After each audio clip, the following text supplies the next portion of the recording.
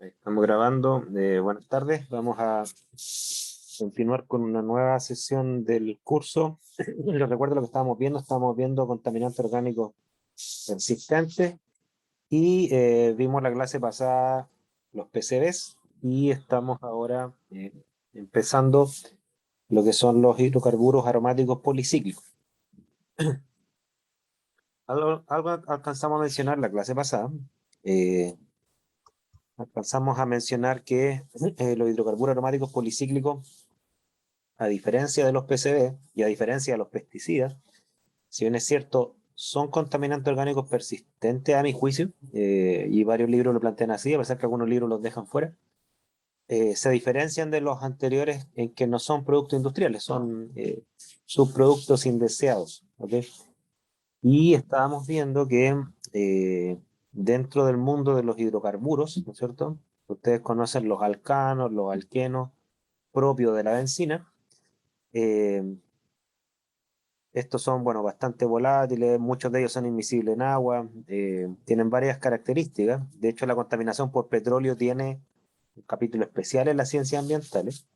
Eh, Muchos de los contaminantes orgánicos de tipo hidrocarburos, algunos de ellos están prohibidos o son cancerígenos. Por ejemplo, la mezcla benceno, tolueno, sileno y, bueno, el etileno también lo han incluido ahí. Son solventes que han sido considerados permitidos en el pasado y hoy en día están prohibidos en gran parte del mundo.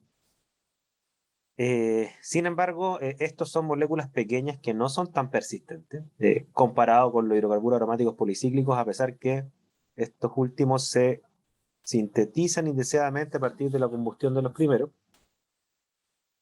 Eh, y al respecto, ¿no es cierto? Las estructuras aromáticas que son las que están ahí en la figura, algunos ejemplos, ustedes podrán imaginarse que las combinatorias que hay de anillos aromáticos condensados son muchísimos.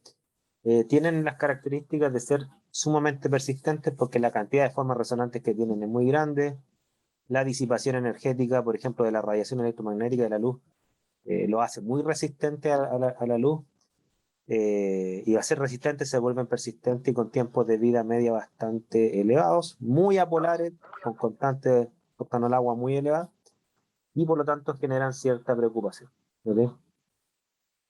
Habíamos visto en la clase de ayer que la formación de los pHs es casi, o sea, es bastante espontánea desde una combustión incompleta. Entendamos combustión incompleta como aquella combustión que no cumple la estequiometría de un hidrocarburo, o sea, no lo lleva a CO2 y agua, sino que lo lleva a formas de carbono más reducidas. Y es súper espontánea la formación de anillo aromático en este proceso. ¿Ok? De hecho, no sé si ustedes sabían, han detectado pHs incluso en las nubes estelares. O sea, las estrellas que emiten carbón tienden a formar, ¿no es cierto?, ciclos también. Obviamente en una estrella no hay combustión con oxígeno, ¿no es cierto?, pero sí hay formación de carbón por la fusión nuclear, y son tan estables estas estructuras que resisten las radiaciones alrededor de estrellas. O sea, son extremadamente estables. Hay estudios bien bonitos de astroquímica al respecto, yo una vez leí bastante ese tema. Y lo que ustedes conocen como yin, gran parte de ese yin, no todo, ¿no es cierto?, pero gran parte de ese yin es la agregación física de hidrocarburos aromáticos policíclicos que, de tener tamaños de Armstrong, van agregándose para formar partículas nanométricas o micrométricas, que serían estas partículas muy finas que no sedimentan, que estarían bajo el PM10, que es lo que nosotros dijimos que atmosféricamente es lo más preocupante, pero con el agregado de que estas sustancias químicas no solamente son peligrosas por la física, partículas muy finas, son peligrosas por la química, porque son muchos de ellos sustancias cancerígenas. ¿Ok? Eh, entonces, claro, aquí tienen ustedes una figura que es la que alcanzamos a ver en la última clase, que muestra más o menos este proceso. O sea, estas sustancias salen combustionadas como gases, como partículas aisladas, y comienzan a agregarse y a formar el famoso hollín. Obviamente, o sea, digo obviamente para gente que estudia química, no crean que esto es obvio para cualquier persona. Obviamente que uno puede anticipar que en la medida en que los motores tienen menos eficiencia, es decir, oxidan menos los hidrocarburos al CO2, la proporción de hidrocarburos aromáticos policíclicos que emiten es mayor. Y el efecto de esto es que los automóviles viejos, las chimeneas de casa vieja, las cocinas viejas, las estufas viejas, todas esas tienden a emitir una mayor cantidad de hidrocarburos aromáticos policíclicos, porque como discutimos en la clase pasada, las fuentes de emisión de hidrocarburos aromáticos policíclicos es enorme y la cantidad de artefactos que utiliza la gente que emiten hidrocarburos aromáticos policíclicos, incluso intradomiciliariamente, como la estufa y las cocinas, está muy propagada y desde mi punto de vista es difícil aún que se reemplacen. Es cada vez más probable, pero todavía sigue siendo difícil que se reemplacen. Por ejemplo, yo en mi casa tengo una cocina eléctrica, ¿ya? Eh, pero reconozco que la cocina eléctrica que tengo, lo que pagué por ella, si yo hubiese utilizado esa misma plata para comprarme una cocina a gas, hubiese tenido la feroz cocina a gas, ¿ya? Con varios platos grandes, con temperatura controlada. Yo en cambio me compré una cocina eléctrica con 3 platitos eléctricos súper chicas. Bueno, somos pocos en mi casa, así que no hay problema. Pero sigue siendo más caro tanto comprar como el precio energético que uno utiliza con la cocina eléctrica. Bueno, salvo este último año que el precio del gas se ha disparado enormemente. Quizás ahora este año está saliendo más o menos conveniente, pero normalmente el precio del gas es muchísimo más barato que el precio de la energía eléctrica. Eh, lo mismo con las estufas. No sé si ustedes tienen estufa a parafina, a gas, eléctrica o no tienen. ¿Ya? No sé cómo está el caso de ustedes. Yo me acuerdo cuando hice la primera actividad con ustedes, todos tenían cierto grado de calefacción, ¿ya? O la mayoría, digo. No, no anoté dos personas que se autodeclararon, una guerrera y otro un guerrero que decía que dormía con la temperatura de su pieza, ¿ya? El resto de ustedes, todos calefaccionados, súper burgueses, ¿ya? Claro, la mayoría de la gente habla de los pH por el lado del automóvil, ¿ok? Eh, si bien es cierto, la mayor fuente de pH a escala mundial efectivamente es el tráfico vehicular, pero no hay que desconocer que las otras fuentes de emisión, que en cantidad son menos cuantitativas que los autos, pero muchas de ellas afectan más directamente a la salud, porque es intradomiciliariamente. ¿Estamos? Entonces, como yo les mencioné, a pesar que esto es una opinión, yo no he visto esto en una conclusión, en un estudio, pero desde mi punto de vista, de todos los contaminantes que conozco a nivel ambiental, creo que este es el que más daños en la salud y muertes trae en la historia de la civilización moderna, creo. ¿Ya? De hecho, tengo unas estadísticas más adelante que apoyan indirectamente lo que estoy diciendo, indirectamente. No he encontrado el dato directo. ¿Ok? No sé si me entienden a lo que estoy planteando. El resto tiene que ver con riesgo. Entonces, claro, cuando uno dice algo, que algo es riesgoso, ¿no es cierto? No se trata que solo es tóxico. Los PCBs tienden a ser un poco más tóxicos que esto. Pero la probabilidad de exponerse a estas sustancias es muchísimo más alta que exponerse a un PCB. No sé si me siguen el razonamiento.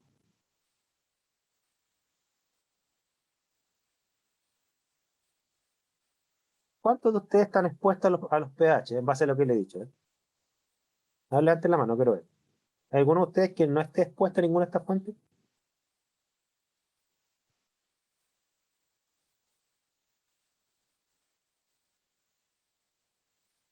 Nadie levantó la mano. ¿Se fijan? Todos estamos expuestos a los pH. Yo por el lado de mi automóvil. Tiene cierto, no vivo al lado de una carretera, pero también manejo un automóvil e indirectamente estoy respirando esto. Yo no fumo, pero el tema del automóvil, ¿qué le vamos a hacer? Juan Nicolás dice que tendría que vivir en un domo o algo así. O sea, tendrías que vivir más que en un domo, muy alejado de cualquier carretera, número uno. Número dos, con fuente de energía absolutamente solar térmica o solar fotovoltaica. Porque si vives muy alejado de la carretera, no creo que tengas acceso a la luz. Tendrías que tener celdas solares térmicas para calentar agua y celdas solares fotovoltaicas para generar tu electricidad. No tendrías que fumar. Eh, no tendrías que cocinar más que con energía eléctrica o energía solar. Hay algunas cocinas solares que son muy populares en el norte. ¿Quién lleva ese estilo de vida? Muy, muy poca gente puede llevar ese estilo de vida. ¿Ya? Que sí es cierto que las sociedades van avanzando hacia allá, pero prescindir de los combustibles fósiles todavía tiene, desde mi punto de vista, un peso económico muy grande. Sigue siendo lo más accesible. lo más accesible y lo más asequible, que es en términos económicos también. Accesible en el sentido de disponer de esta fuente de energía y asequible en el sentido que sea costeable económicamente. ¿Ok? Aquí tienen ustedes, bueno, esto es lo mismo en la clase pasada, disculpen. El tema de las clasificaciones cancerígenas, muchos de ellos son 2A y 2B, no lo voy a volver a repetir, son categorías cancerígenas bastante altas. No hay ninguna en clase 1, o sea, no tiene el mismo nivel de carcinogenicidad que el arsénico, por ejemplo, o que el alcohol, pero sí tiene una clasificación bastante alta muchos de estos PCB. Lejos el más preocupante es el benzopireno, que no solamente porque está en categoría 2A, sino que porque tiende a estar presente en casi toda la combustión de combustibles fósiles. ¿Bien? Y casi todos los estudios siempre se hacen respecto del benzopireno, que es el más preocupante de todos los pH.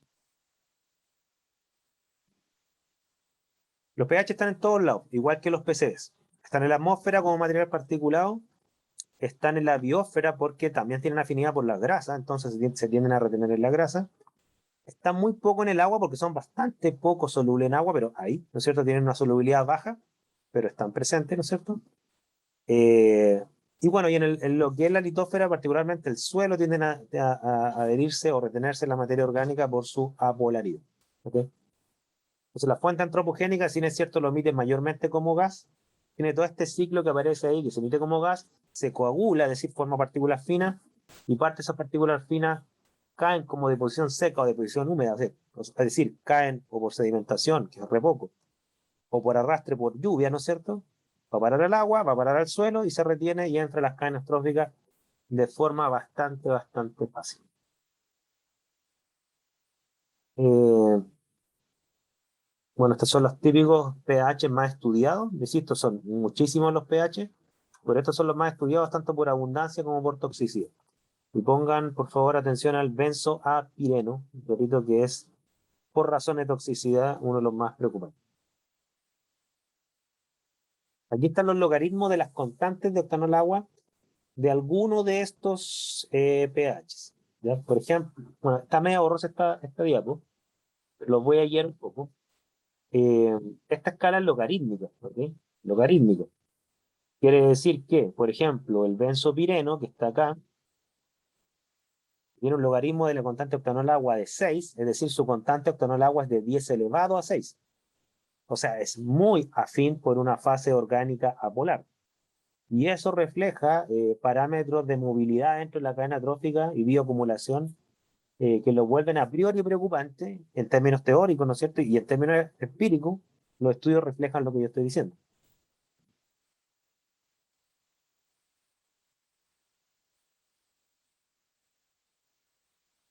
Y tienen más datos, por ejemplo, la presión de vapor, bueno, los puntos de ebullición tienden a ser bastante altos, sin embargo, sus presiones de vapor, si bien es cierto, son bajas comparadas con la presión de vapor del agua o la presión de vapor de los alcoholes, pero aquí hay de todo, ¿no es cierto? Tenemos presiones de vapores que siendo bajas no son tan bajas considerando que son muy persistentes, entonces con una pequeña presión de vapor es suficiente para que se distribuyan en la atmósfera. Hay presiones de vapor, ¿no es cierto?, de 0,1, eso ya bastante alto para un compuesto orgánico grande, y hay presiones de vapor muchísimo más pequeñas, ¿no es cierto? El benzopireno está acá, sus presiones de vapor son bastante bajas, pero repito, eso le da la capacidad, a pesar que es baja, de distribuirse bastante en la atmósfera. Su solubilidad en agua, que está directamente relacionada también con la constante de Henry, ¿no es cierto? Que es la solubilidad de un gas por su presión parcial en un solvente. Bueno, la solubilidad en agua es bastante baja también, es de unos pocos miligramos por litro. Como les mencioné, son bastante apolares, por lo tanto, se entiende que tengan una solubilidad en agua bastante baja. Pero la vía de ingreso a la cadena trófica no va tanto por su solubilidad en agua, va más que nada por su retención en la materia orgánica. Y ahí está el problema. ¿Ves?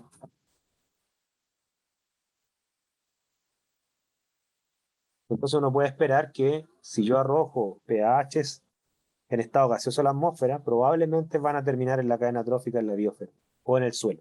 ¿Ya? Eso es lo que uno debería hacer.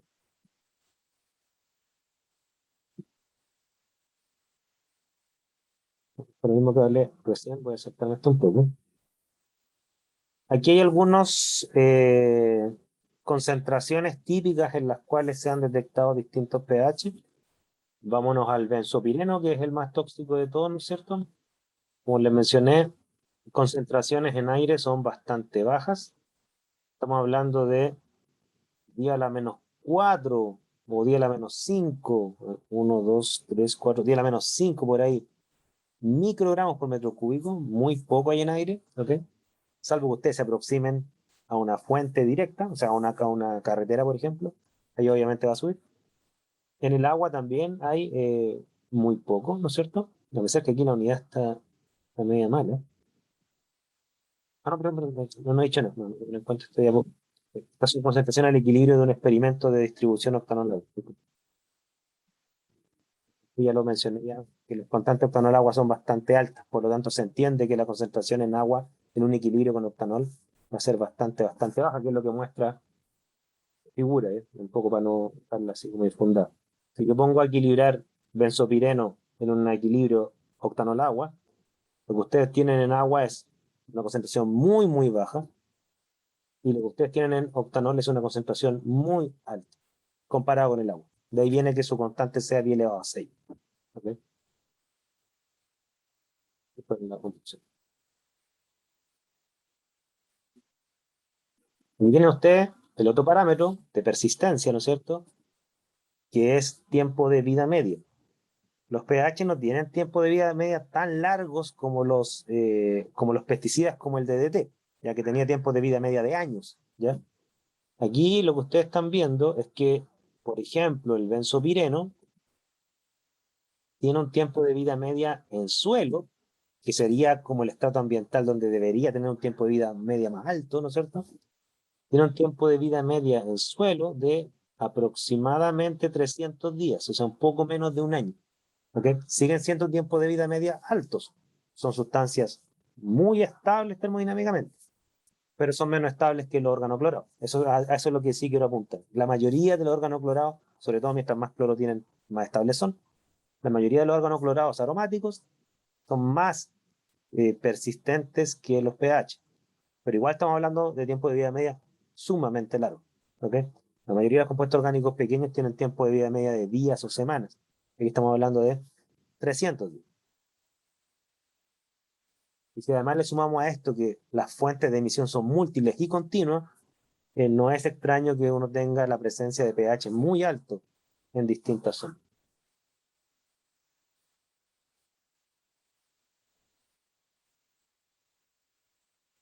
Ya, aquí hay una tabla de tiempos de vida media ya en otros estratos ambientales. Eh, Estos son tiempos de vida media estimados o sugeridos, ¿no es cierto?, en horas, ¿ok?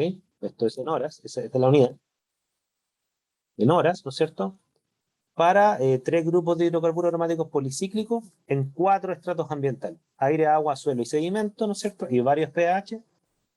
Y aquí, si ustedes se fijan, vamos centrarnos en el benzopireno, ¿no es cierto?, en nuestro pH de referencia. En aire tiene un tiempo de vida media de 170 horas, ¿ok? Estamos hablando un poco menos de 10 días. En agua tiene un tiempo de vida media de 1700 horas. Estamos hablando de casi 80 días, ¿ok? Y en el suelo tiene de 17.000 horas. De ahí estamos hablando casi un año, más de un año, ¿ya? Creo que es más de un año, ahí no puedo hacer cálculo tan rápido, pero 24 horas, ¿no es cierto? 240 horas son 10 días, 2.400 horas son 100 días, ¿no es cierto? 24.000 horas son 10.000 días, ¿no es cierto? Aquí estamos un poquito más arriba de la mitad, ¿ya? Y en sedimento, 55.000 horas, ¿ya? Esto refleja entonces dónde se acumulan los pH. Y todo esto no es una coincidencia, ¿no es cierto? Estamos hablando que los sedimentos son muy apolares, poco solubles y persistentes. Por lo tanto, es lógico pensar, y estos datos lo corroboran, es lógico pensar teóricamente que van a ir a parar el estrato ambiental sólido y apolar. ¿Y cuál es ese? Suelo y sedimento. ¿Ya? ¿Me siguen el razonamiento más o menos? si uno predice más o menos dónde esperar que se acumule un contaminante. Obviamente que esto después hay que demostrarlo con monitoreo, pero uno a priori puede tener un juicio bastante asertivo sin hacer un monitoreo. ¿Ya?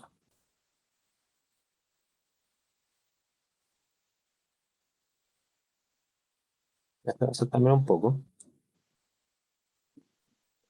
Ya, aquí están los efectos a corto y a largo plazo de los pH, ¿no es cierto? Los pH generan efectos a corto plazo, obviamente dependiendo de la concentración, estamos hablando de concentraciones altas, desde irritaciones, ¿no es cierto?, a la piel y a los ojos, náuseas y vómitos o inflamaciones, ¿ok?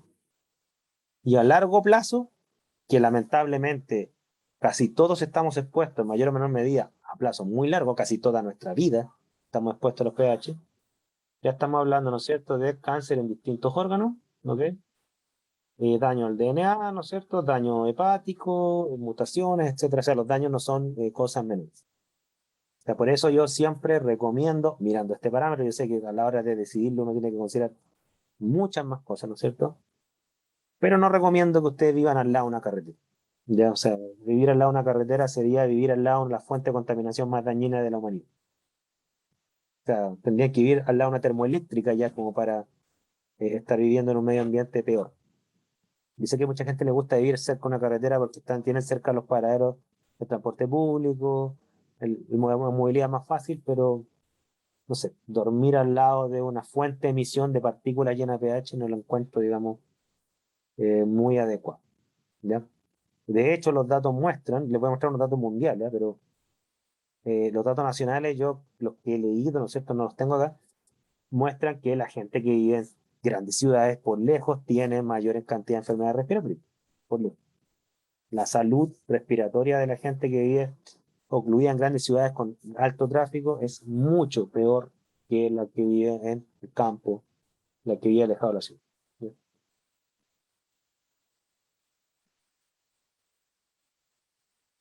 Yo no sé si ustedes saben, porque Santiago, yo no soy santiaguino, pero yo entiendo un poquito más o menos cómo está distribuido Santiago. No sé si ustedes están al tanto de la estadística de la expectativa de vida de la gente que vive, digamos, en la Plaza Italia para arriba, ¿no es cierto? Ya los que están viviendo en Vitacura, la Dehesa, no sé, cosas por ahí, versus la que vive de Plaza Italia para abajo. Cuando se hacen los cálculos, hay casi 10 años de diferencia de expectativa de vida. Ahora, no estoy diciendo que se debe solo a la contaminación atmosférica, estoy diciendo que en parte se debe a la contaminación atmosférica. Obviamente que tiene que haber otros variables, o sea, la gente que tiene más plata normalmente come mejor, se estresa menos, no sé, tiene acceso a mejor salud, etcétera, ¿no es cierto? No digo que se debe solo a la contaminación atmosférica, pero de que es un factor, porque en otras partes del mundo está estudiado ese factor, sí, es un factor.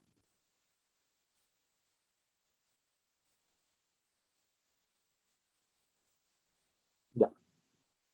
Aquí están las distintas agencias para que ustedes tomen este tema de la carcinogenicidad en serio, ¿no es cierto? Bueno, yo sé que ustedes lo toman en serio, pero en caso que tengan todavía dudas, el estudio de la carcinogenicidad de los pH ha sido estudiado por las mejores agencias internacionales del mundo, no solamente el IRC, la Agencia Internacional de la Investigación del Cáncer, IRC, sino que también la USEPA y la TSDR. La USEPA, sí sé qué quieren decir las siglas de la Agencia de Protección Ambiental de Estados Unidos. La ATSDR no me acuerdo, no me acuerdo mucho, pero sí sé que son como las tres más prestigiosas. Y en todas, ¿no es cierto?, se muestran que algunos, no todos los pH, ¿no es cierto?, algunos son clasificados como probablemente carcinogénicos para humanos, otros no, ¿ok?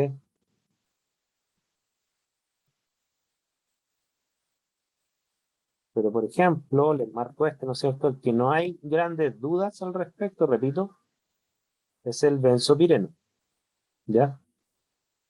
Ustedes ven ahí, conocido carcinogénico para animales, probablemente carcinogénico para humanos, tanto por la TSDR, por la, por la USEPA, acá, ¿no es cierto? Probablemente carcinogénico en humanos, o sea, toda la evidencia de distintas agencias converge.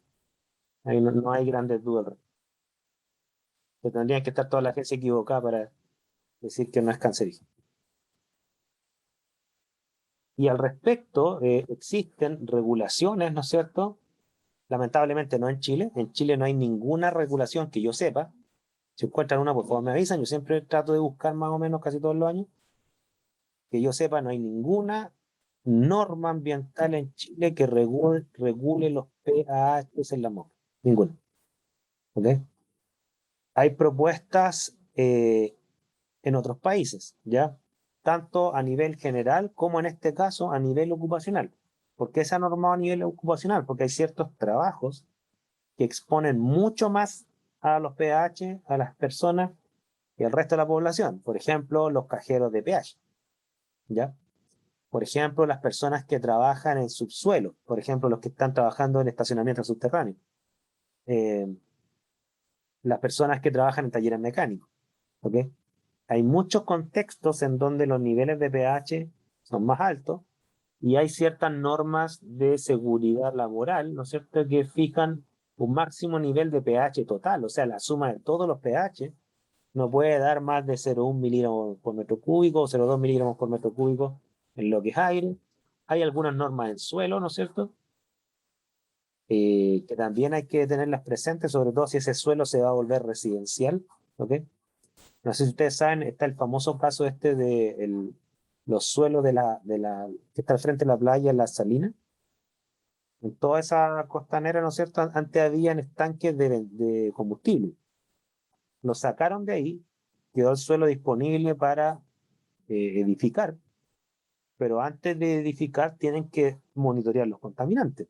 ¿Y cuál es el contaminante? Uno de los contaminantes más probables de encontrar en un suelo que estaba lleno de combustible, pH. ¿Ya? De hecho, ese suelo estaba tan contaminado en combustibles que el petróleo filtró el suelo y fue a parar hacia la playa. Se encontraron brotes de petróleo en la playa del frente. ¿Ya? De una vez me invitaron a una charla de un proyecto que estaban haciendo ahí, para que ustedes vean lo contaminado que quedó ese suelo. Entonces hay normas también para suelo, ¿ya? Y hay normas en agua, ¿ok? Repito, en Chile no hay normas.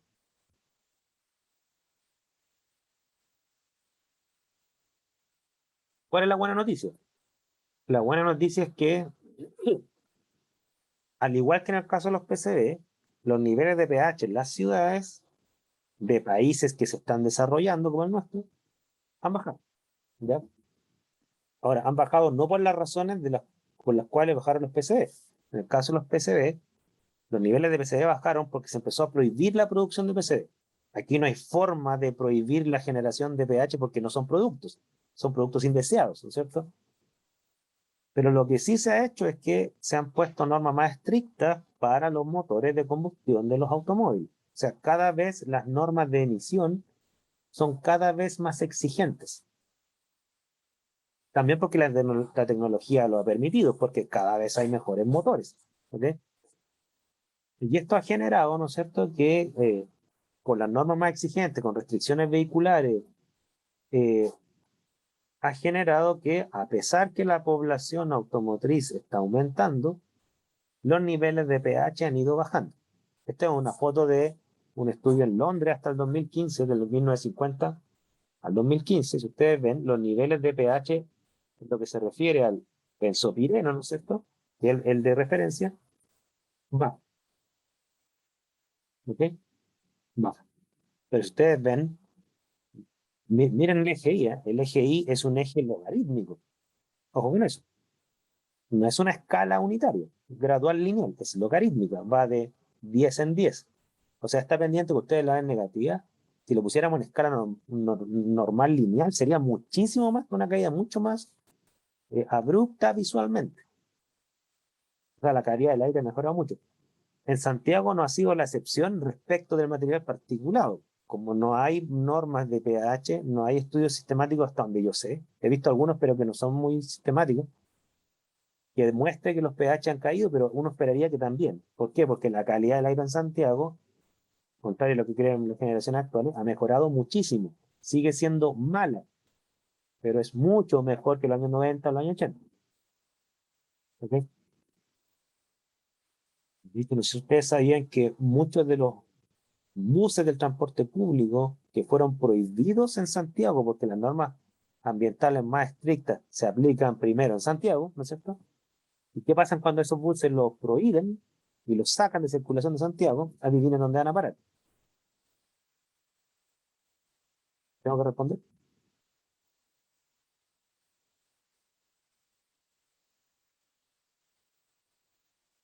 Aquí tienen ustedes niveles máximos permitidos, son normas ambientales, ¿no es cierto? Esto ya no son normas laborales, son normas ambientales y algunas recomendaciones de la Organización Mundial de la Salud. En aire, agua y abajo están las normas ocupacionales. ¿Ok? Ustedes se fijan las normas, por ejemplo, de benzopireno acá, lo que es aire, por ejemplo, la norma italiana, la norma rusa, ¿no es cierto? Es de 1 nanogramo de benzopireno por metro cúbico de aire en condiciones normales. ¿Ok? Si nos devolvemos a la diapo anterior, devolverme a la diapo anterior, 1 nanogramo por metro cúbico, si nos devolvemos a la diapo anterior, esa norma estaría acá. ¿Ok? Ahí está 1 nanogramo. O sea, quiere decir que esa norma la pudieron cumplir recién más o menos a mediados de los 90 en Londres. En Chile, no, repito, no tenemos datos de pH.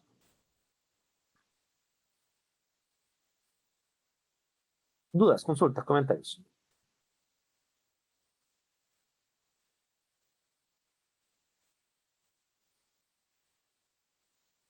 Ahora, yo tiendo a ser medio desconfiado de la clase política. Yo creo que no hay norma, porque si existiera norma, yo creo que estaríamos en emergencia demasiados días al año en Santiago, creo.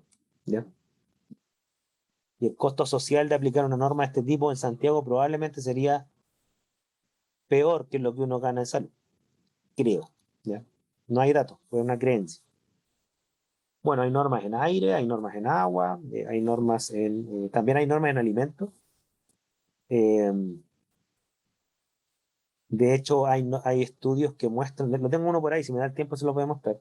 Hay estudios que muestran que eh, los alimentos que son asados en parrillas a carbón acumulan una gran cantidad de pH en su carne, por así decirlo.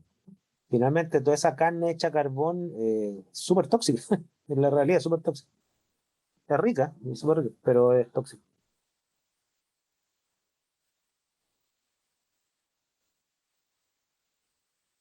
Eh, y claro, y además está obviamente el tema del cigarro, ¿no es cierto? Hay estudios ambientales que muestran que los fumadores pasivos, ¿no es cierto?, son bastante.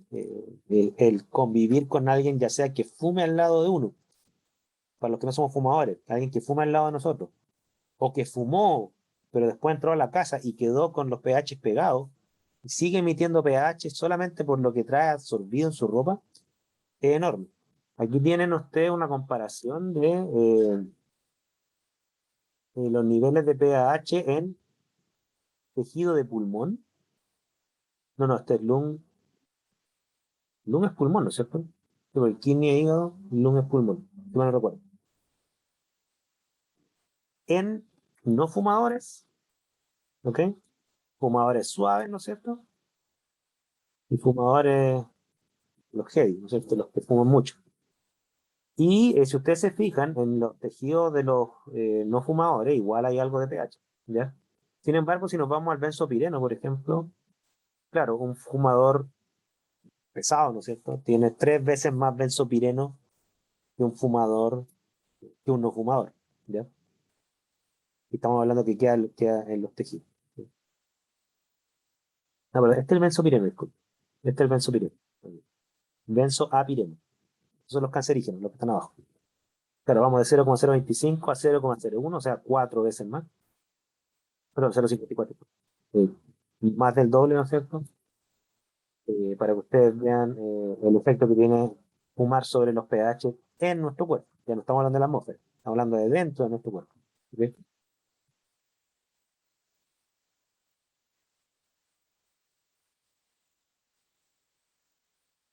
Ahora, como les mencioné, los pH también se emiten desde eh, distintas fuentes, no solamente tráfico vehicular, ¿no es cierto? Y aquí lo que muestra esta gráfica es qué porcentaje, ¿no es cierto?, de combustible orgánico utilizamos para distintos propósitos eh, y en distintos contextos. Por ejemplo, lo que está marcado aquí en amarillo, ¿ok? Que está acá, por ejemplo, en Indonesia, que está acá en India, ¿no es cierto? Que está acá en Estados Unidos, es una combustión de madera intradomiciliaria. O sea, estamos hablando, ¿no es cierto?, de gente que calefacciona su hogar con quema de madera intradomiciliaria. Obviamente que no todo lo que se quema en la madera queda dentro del hogar, por eso tiene una chimenea y gran parte de los contaminantes se van por la chimenea. Pero digo, gran parte de los contaminantes se van por la chimenea, no es que se van todos. Eso va a depender de la tecnología de la chimenea. ¿Ya? Obviamente que las chimeneas más modernas, sobre todo las que utilizan chip, emiten menos pH, emiten menos materia particulada y no sufren de esto. Pero para que ustedes vean la cantidad de gente que quema madera intradomiciliaria, mayormente para calefaccionar, alguna fracción para cocinar. ¿Ya? Eh,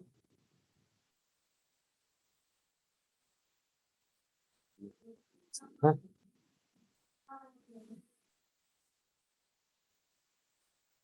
y quiero llegar a un dato con el cual quiero discutir con ustedes. Me la vi, perdón. Y aquí están los niveles de pHs, tanto intradomiciliario como fuera del hogar, ¿no es cierto? Eh, comparando tanto hogar de personas que son fumadoras como las que son no fumadoras, ¿ya? Y aquí, por ejemplo, si ustedes se fijan, miren, les voy a mostrar acá, cuántos son los niveles de pH, ¿no es cierto?, que habían fuera del hogar. Por ejemplo, aquí vamos a tomar el benzopireno, que como son varios pH, tomemos el benzopireno en sí como referencia. Benzopireno, benzoapireno. Aquí, ¿ok? Entonces, si tomamos el benzoapireno, ¿no es cierto?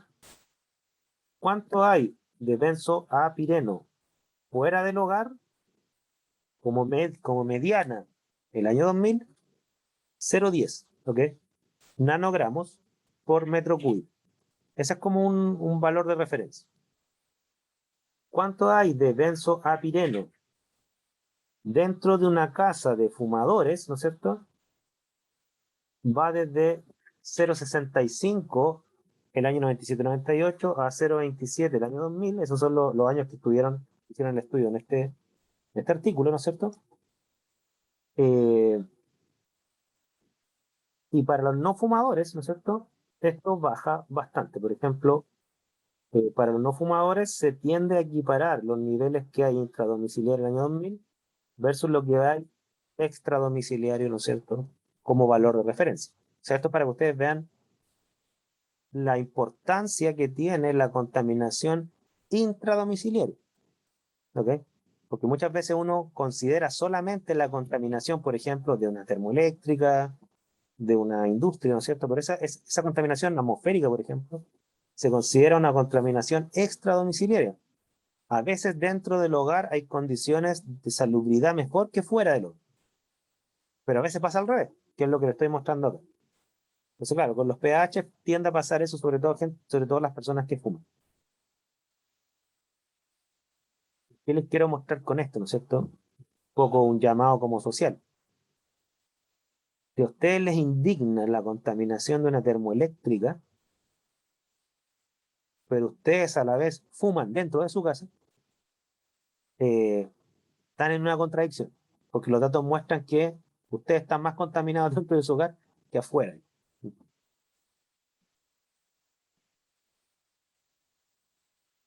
O sea, que si les interesa, si valoran su salud, debieran cuestionarse ese hábito si es que lo tienen.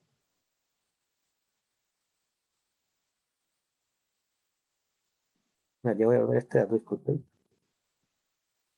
Lo que pasa es que hay todo un problema de deforestación y hay todo un tema de incendios que también influye en esto, pero ya voy a volver a este dato. Aquí tiene usted un monitoreo tomado de un review, ¿ok?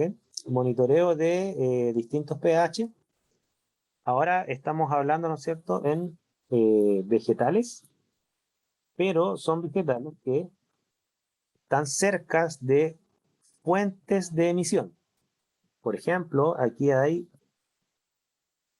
una carretera, ¿no es cierto?, en Canadá, Canadá creo que es, ¿no es cierto?, donde se estimaron los niveles de pH en estos vegetales, ¿no es cierto?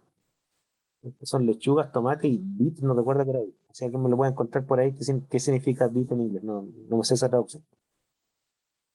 Y aquí están los niveles de pH encontrados, ¿no es cierto? Que van desde 10 a 1900 nanogramos por gramo, que es lo mismo que microgramos por kilo.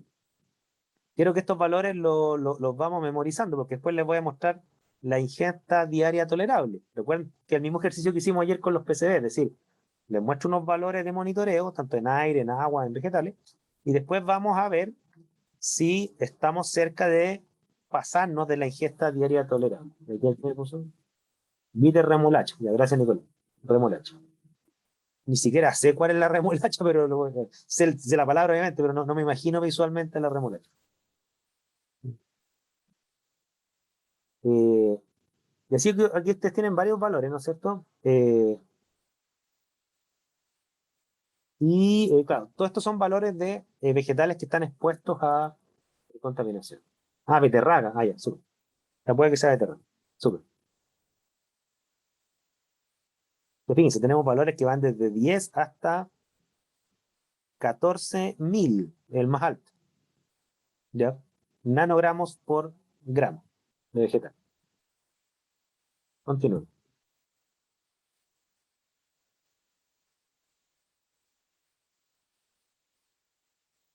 ¿Ok? Aquí lo que muestra esta figura es los niveles de concentración de, bueno, de pH en total y de benzopireno, benzoapireno en particular, en el material particulado PM10, este es un review también, ¿no es cierto?, en distintas ciudades, ¿ya? Entonces, lo que muestra acá, déjenme ver, esto está en nanogramos por metro cúbico, ¿ok? Recordemos que la norma que nosotros vimos de varios países era 0,1 nanogramo por metro cúbico la norma, ¿ok?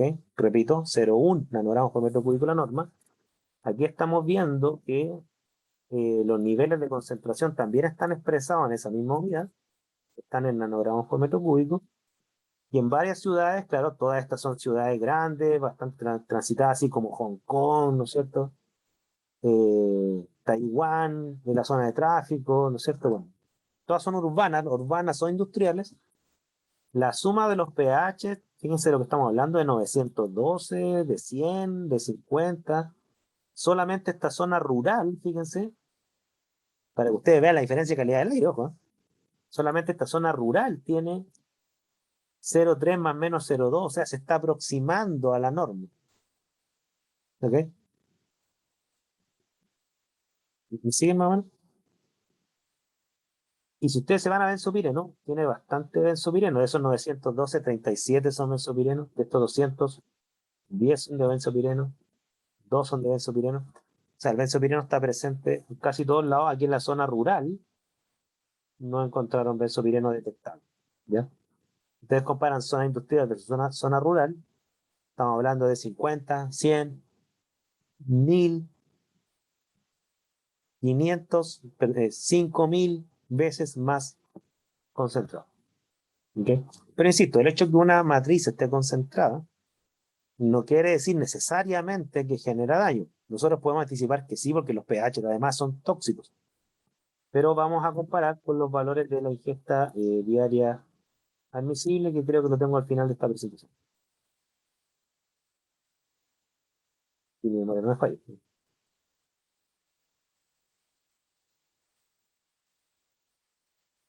Este otro estudio del año 2000 también es un review, eh, y aquí muestra, fíjense,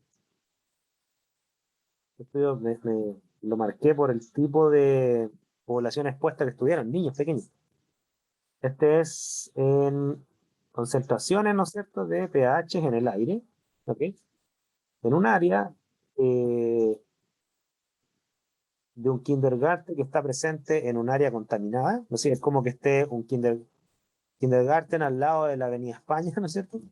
Que los hay, y un kindergarten en un área no contaminada, ¿ya? ¿Cuántos pH encontraron en en la atmósfera del área contaminada, ¿no es cierto? Afuera de la sala, ¿no es cierto? Encontraron desde 17 a 36, no, desde 14 a 36 nanogramos por metro cúbico. ¿Cuánto encontraron afuera del kindergarten, ubicado en una zona no contaminada? Estamos hablando que entre 10 y 20 veces menos. ¿Ok? A nivel intradomiciliario, fíjense, esta es una buena noticia, se tienden a equiparar. Un poquito más bajo el aire intradomiciliario de un kindergarten en una zona no contaminada, un poco más bajo, pero estadísticamente tienden a solaparse los valores. Si ustedes van ahí, va de 1 a 2,8, el otro va desde 2,6 a 3,6. Un poquito más alto, pero estadísticamente, si uno hiciera el test estadístico, capaz que de similar. ¿Ya? Y esto se ve reflejado también con el pireno. ¿Ya? También hay más pireno en la zona contaminada que en la zona no contaminada. Esto para que ustedes se hagan una idea. Claro, dentro de un kindergarten se entiende y probablemente es así, ¿no es cierto? Nadie fuma. ¿Ok? O sea, nadie debería fumar y obviamente probablemente nadie fuma. Nadie fuma en este estudio.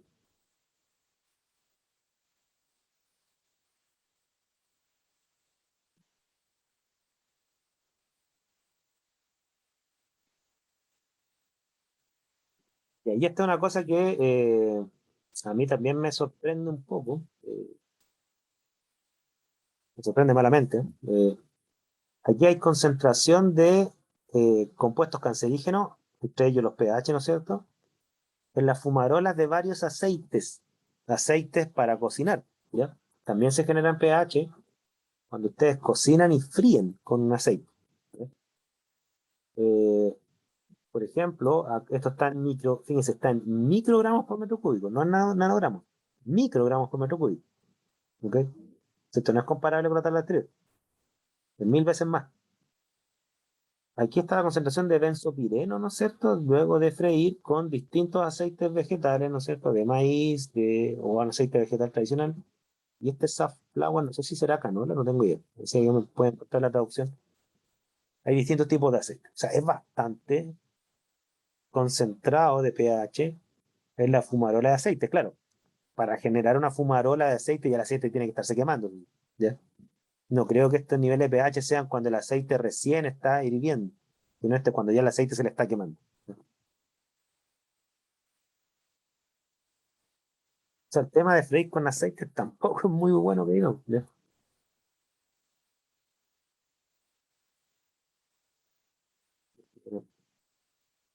Cártamo. Que es igual, pero gracias por la traducción. Tampoco lo conozco, no sé qué diablo es el cártamo. ¿Ya?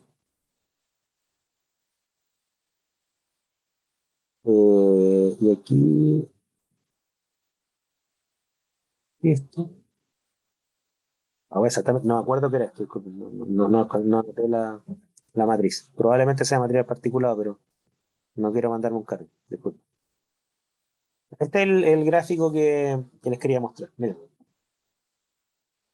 eh, dentro de las principales causas de muerte en el mundo, esto está tomado de la página de Nuestro Mundo en Datos, ¿no es cierto? Dentro de las principales causas de muerte que hay en el mundo, las que son de carácter médico son las primeras tres. Alta presión, bueno, disculpe, fumar, ¿no es cierto?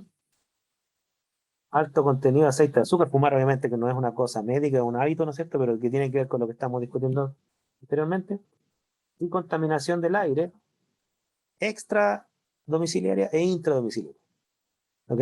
Externa al hogar e interna al hogar. O sea, si ustedes toman las primeras, eh, si ustedes toman las primeras 5 causas de muerte a nivel mundial, obviamente que esto descuenta la vejez, ¿no es cierto? Estamos tomando factores de riesgo y cuántas muertes se le endosan por año a estos factores de riesgo. Si ustedes toman los primeros 5, 2 son ambientales y esos 2 son material particulado y pH. Y fíjense los números, ¿no? El año 2017 se le asignaron 10,4 millones de muertes solamente a la alta presión. Por eso si usted o algún pariente tiene alta presión, recomiéndole fuertemente que se la tiene que controlar. ¿Ya? No sé si ustedes saben la lamentable muerte que tuvimos del profesor Bonocuore, ¿ya? Que no sé si aquí la estudiante que tiene el mismo apellido, pues si era familiar de él o no, ¿ya? La lamentable muerte que tuvo el profesor Bonocuore, ¿no es cierto? Él tenía problemas de alta presión de antes, ¿ya? De, de peso orgánico, ¿no es cierto? O sea, Gonzalo Bonocuore no solamente fue colega mío, él me hizo 3 orgánicas a mí, no, dos orgánicas a mí, cuando era estudiante, ¿ya? Ahora, luego viene fumar, que se le endosan 7 millones de muertes al año. La contaminación atmosférica general, sumando la extra y la interdomiciliaria, ¿no es cierto? Estamos hablando de 4,9 millones de muertes. Búsqueme, por favor, cuántas personas murieron de COVID el año 2020. Si me pueden encontrar ese dato. ¿Cuántas personas murieron de COVID a nivel mundial el año 2020? Obviamente que el año 2020 es un poquito sesgado porque el COVID partió más o menos como en marzo, ¿no es cierto? O sea, nos involucra todo el año, ¿ya? O podrían encontrarme cuántas personas murieron de COVID el último mes y podríamos extrapolarlo a 12 meses para que comparemos la mortandad, ¿ya? Para que tengamos un punto de referencia, ¿no es cierto? De qué magnitud de mortandad estamos hablando cuando hablamos de contaminación atmosférica. Después que me encuentre el dato, por favor, me lo dice. Yo sé que en Chile mueren como por día de COVID, no sé, son como 50 personas esta última semana, por día, ¿ya? Todo en Chile.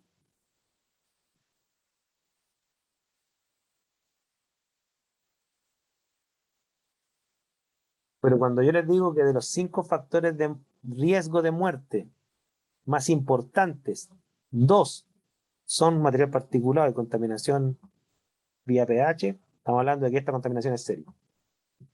Lo que sí es silenciosa. No es una muerte abrupta, es un deterioro constante de la salud que cuesta endosarlo a la contaminación atmosférica porque pueden ser muchas otras cosas. Pero los estudios científicos separan esos factores y más o menos estiman esto. ¿Bien? ¿Ves?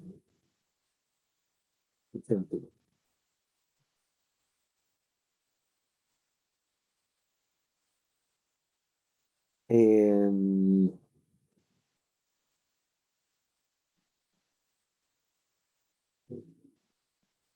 esto es lo mismo. Ya. Aquí están los datos de Chile. Esto es lo que yo les decía.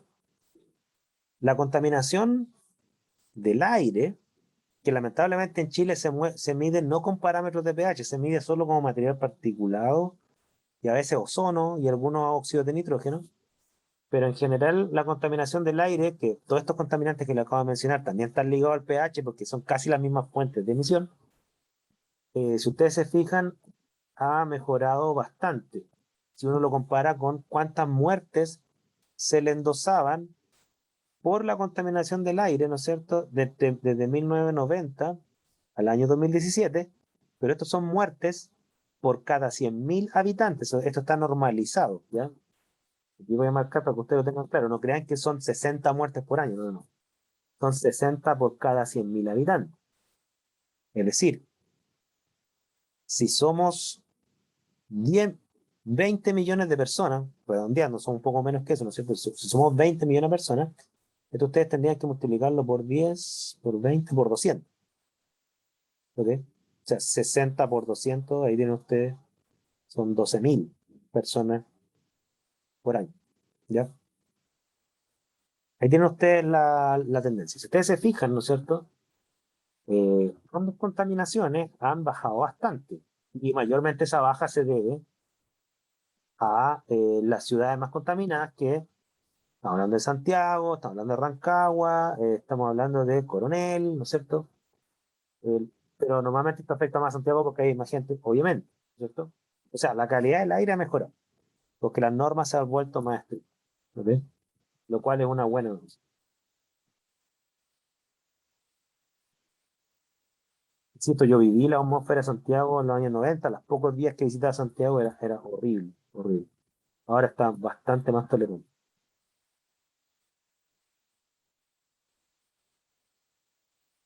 Eh,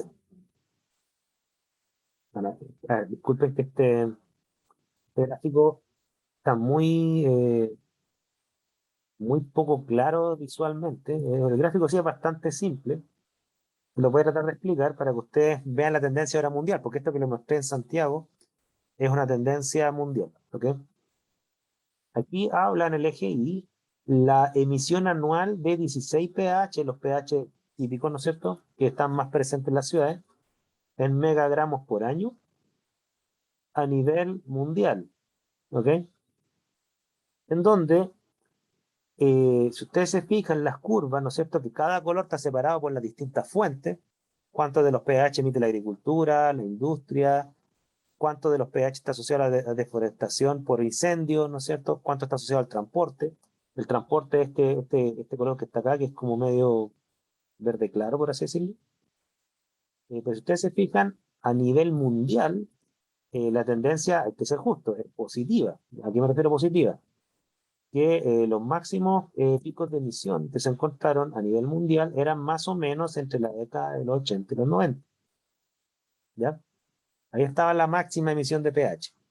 Después ha habido una campaña mundial para ir volviendo las normas ambientales cada vez más rigurosas y las emisiones han ido cayendo desde fines de los 90 hasta la fecha. Eso se da a nivel mundial. La pendiente, si uno lo separa por países desarrollados, que sería este gráfico, versus países en vías de desarrollo, que nosotros estaríamos a la derecha, claro, la pendiente de caída, o sea, cuánto han caído las emisiones, la caída de las emisiones se ha dado más en los países desarrollados, ¿ok?, que en los países en vía de desarrollo, donde la caída ha sido menos pronunciada y más extendida, ¿ya? Esto refuerza la tesis que yo siempre he defendido, ¿no es cierto?, que eh, contrario a lo que plantean muchas visiones, que las respeto, pero yo no las comparto, ¿no es cierto?, que dicen que para resolver los problemas ambientales deberíamos decrecer económicamente. Yo entiendo la lógica detrás de ese razonamiento, o sea, si bajamos el crecimiento económico y lo volvemos de positivo a negativo, claro, vamos a consumir menos energía, vamos a consumir menos recursos, e hipotéticamente entonces deberíamos contaminar menos. O sea, entiendo la lógica de ese razonamiento. Pero ¿por qué no la comparto? Porque lo que muestran las curvas como esta es que si los países se desarrollan más económicamente, tienen la capacidad económica de invertir en tecnologías limpias que hacen que emitan menos. Y eso es lo que muestra esta curva.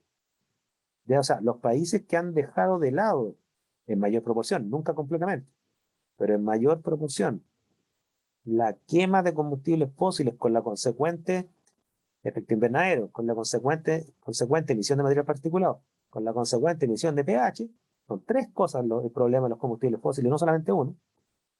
Ustedes se fijan, esos países más desarrollados, los más ricos, son los que han hecho esta transición de forma más clara. O sea, mi visión es que desarrollo económico, si está bien conducido, puede ir de la mano de tecnologías más limpias que hay en el planeta. Mi visión es que la sobrepoblación realmente es el problema, más que el desarrollo económico. No sé qué piensan ustedes, esa es mi opinión.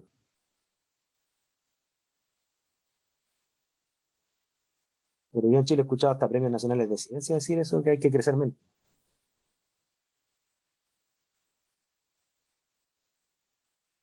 Yo no estoy de acuerdo. Aquí está la ingesta diaria tolerable. 30 microgramos de pH totales, ¿ok? Por kilo por día. Ustedes comparan con las de los PCB, las PCB era menos que esto, ¿ya? Era algo así como 0,0000013 miligramos, que si lo llamamos microgramos, igual eran algo así como 0,013 microgramos, mucho menos que 30, porque los PCB son más tóxicos, por lo tanto tenemos menos tolerancia a los PCB, tenemos más tolerancia a los pH, sí, a pesar que son tóxicos, igual tenemos más tolerancia porque son menos tóxicos que los PCB, pero también estamos más expuestos. Entonces le hago la pregunta, en base a los datos que hemos visto, eh, ¿encuentran ustedes alguna situación de riesgo?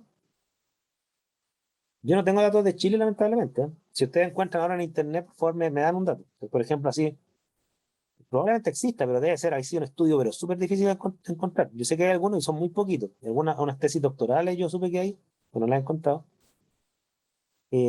¿Cuáles son los niveles de pH? De pH, no de materia particular. De pH en Viña, en Santiago, ¿no es cierto?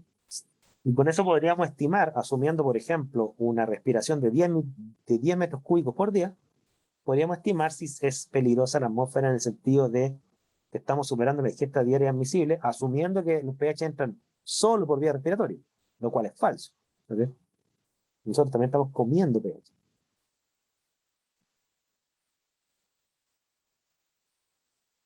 Voy a darme algunos datos.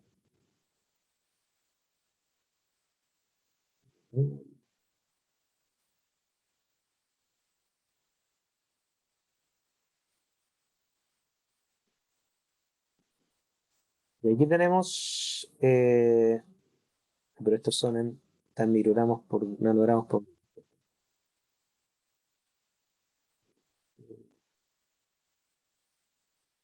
26.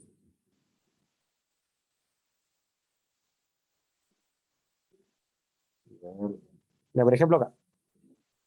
Y aquí tenemos la atmósfera de Londres, ¿no es cierto? Y ya, supongamos que tomamos el dato de 1009, ya, este dato que está acá, por ejemplo, el de 10, ¿cierto? ¿Ok? Supongo que estamos respirando una atmósfera bastante contaminada. Bien. 10 nanogramos por metro cúbico. ¿Cuántos nanogramos de pH entonces nos estamos echando por día a nuestro cuerpo?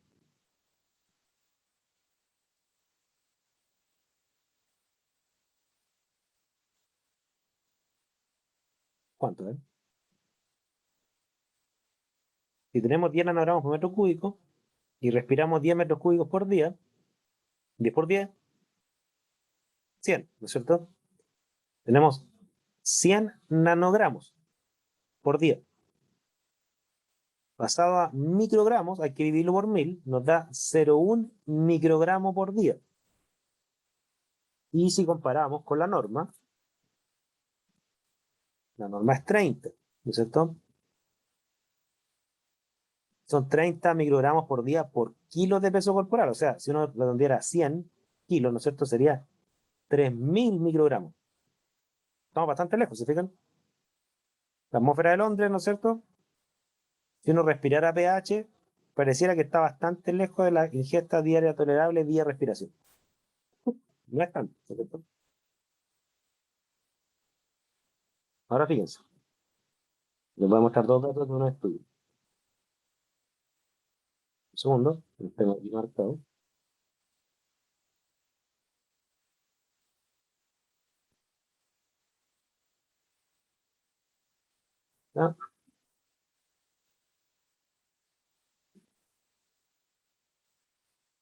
Ah, le voy a proyectar esto acá.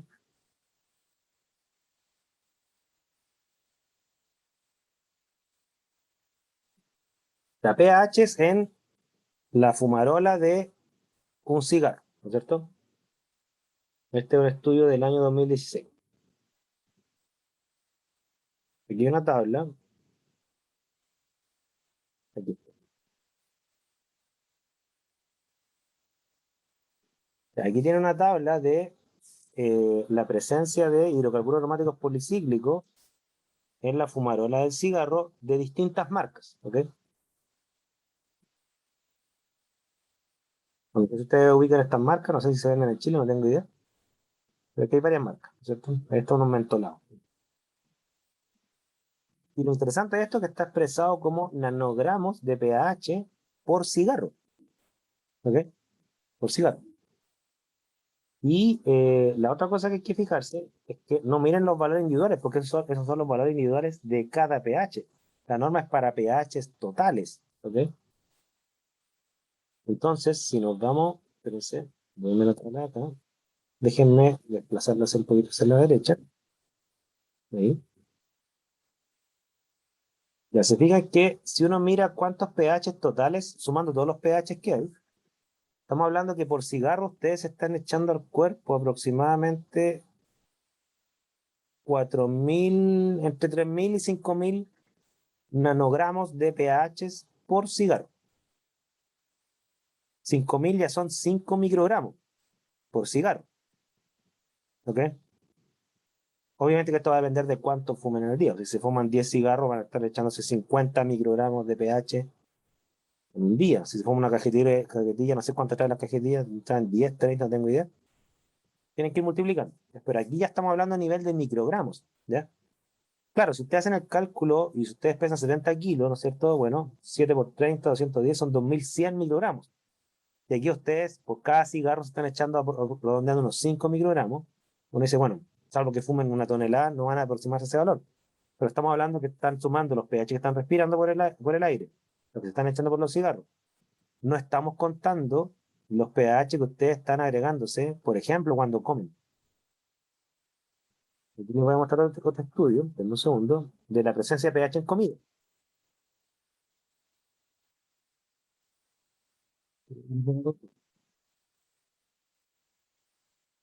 Aquí está.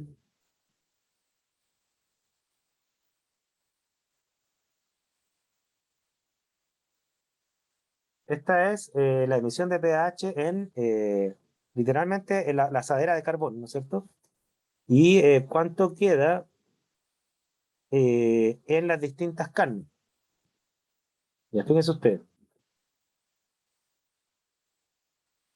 Eh, por ejemplo, acá dicen que la suma de los pH en la carne quedan de aproximadamente 0,1 miligramo por kilo de carne. 0,1 miligramo. ¿Ok? 0,1 miligramo son 100 microgramos por kilo de carne. ¿Ok?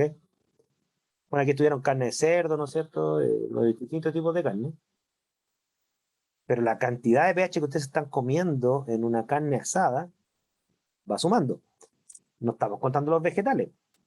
Los vegetales también tienen pH. No estamos contando los pH que quedan en el aceite frito. O sea, si ustedes van sumando esto, ahí sí que la probabilidad de acercarse a la ingesta diaria tolerable puede ser más o menos probable, literalmente dependiendo de su estilo de vida.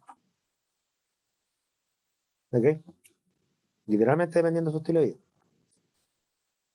Por eso les digo que los pH es como un asesino medio silencioso que cuesta identificarlo, pero está tan extendido y es tan fácil exponerse a esto que para mí es muy riesgoso, muy, muy riesgoso. ¿Ya? Ubicuo, ¿no es cierto? Esa es la palabra. Yo pensaba que no existía en español, yo lo había encontrado en inglés. Después me dijeron que sí existe en español. Está a todos lados, en todos lados. Entonces hay que llevar un estilo de vida inteligente si es que uno se toma en serio este contaminante. Y repito, hay que tomárselo en serio, porque si ustedes ven las causas de muerte, no aparece PCB, ¿ya? Aparece contaminación atmosférica general, y eso es más probable que sean pH, más que PCB, sin descontar el efecto físico que tienen las partículas finas, aunque no sean de pH, también pueden afectar obviamente. ¿Ya? Por eso insisto, yo creo que los pH se han minimizado su efecto. ¿Ok?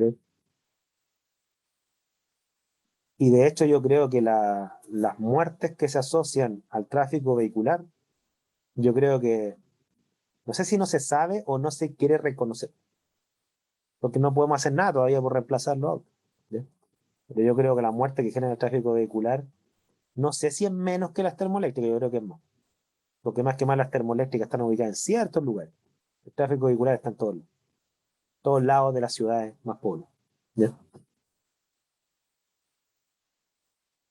Dice, "Profe, si yo cambio el tabaco o cigarro por vapear nicotina, estaría evitando el consumo como estaba anteriormente. O sea, yo no tengo idea en qué consiste ese cigarro te refieres, el cigarro de vapor. Es como agua, ¿no?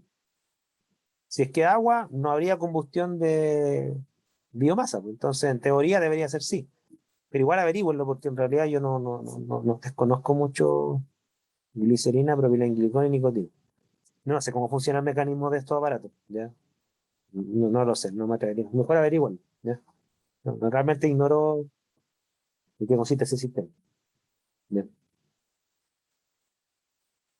Resistencia calórica. Bueno, mejor no fumen nada. Para evitar el problema. O búscate otro vicio, ¿ya? Mucha gente dice que hay que reemplazar un vicio por otro, porque nadie puede vivir sin vicio, ¿ya? Haz como yo, haz apuestas. Es más sano, quedan más pobres, sí, pero es más sano. Bien, eso. Quedamos entonces hasta acá. Continuamos la otra semana. Por favor, recuerden avanzar en el trabajo global, ¿ya? Estén bien y cuídense. Y no fumen, ¿ya? Y espero que después de este curso haber convencido a alguno que otro fumador que no fumen nunca más. Nos vemos. Chao, chao. Chao, profe, que esté Chao, bien. profe. Los. Profe, ¿Sí? disculpe, tengo una consulta.